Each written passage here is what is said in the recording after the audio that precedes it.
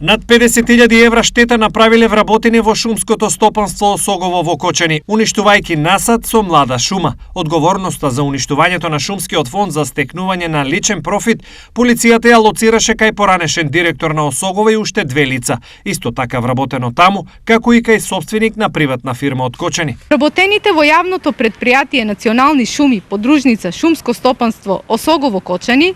искористувајќи ги своите овластувања и постапувајќи несовесно во извршувањето на своите работни задачи, со пропуштање должен надзор во извршувањето на шумарски услуги и со фалсификување и уништување на деловни книги,